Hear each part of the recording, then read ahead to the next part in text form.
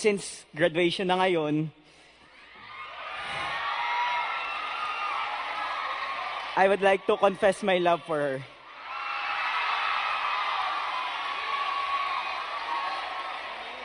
To my potassium, my vitamin K, from Yums to Miss K. Alvarez Bagasina.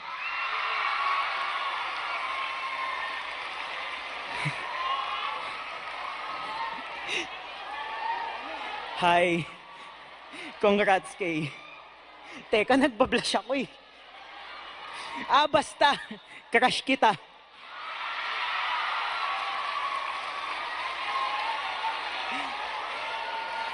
I have always admired you from afar, and I would like to take this opportunity to thank you for motivating me to be the best version of myself para sa'yo.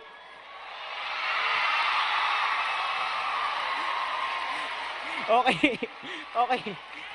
Let me cook. Let me cook.